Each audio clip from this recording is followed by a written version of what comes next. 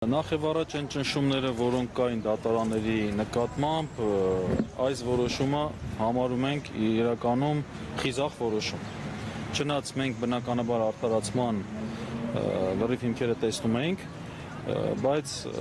էլի կարևոր էր, որ վերաքննիչ քրեական դատարանը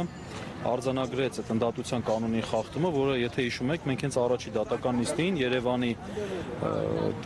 դատավորին ուղիղ այդ միջնորդություն ներկայացրեցինք, հենց ամենաառաջի դատական նիստին, որ այս գործը պետք է քննի Շիրակի մարզի ընդհանուր իրավասության դատարանը։ Բայց այդպես որոշեց, որ պետք է քննի հենց Շիրակին, թե նշեց, որ չեմ կարող նշել, կարծեմ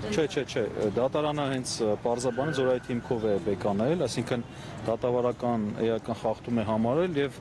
ու գործը ուղարկում է Շիրակի մարզի ընդհանուր իրավասության դատարանի քննությանը։ Այս առումով բնականաբար դրական էր այս ճնշումների պայմաններում կարծում ենք իրոք խիզախ որոշում է։ Եվ տեսակ որ դատավորներից մեկն էլ հատուկ կարծիք ուներ, ենթադրվում է, որ նաև դատության վերաբերյալ թե առասարակ։ Դե եթե այդ ընդդատության հիմքով է բեկանվել, ենթադրվում է, որ նաև դեմ է եղել այդ ընդդատությանը։ Ես ճիշտ եմ հասկանում,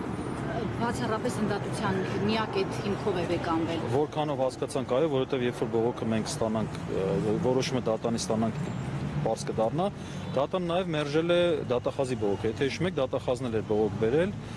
եւ այո, 2.5 տարի ազատազրկման պահանջով դատախազի բողոքն է մերժվել։ Երբ որ որոշումը ստանանք, բնականաբար մեզ համար ավելի բարձ կլինի,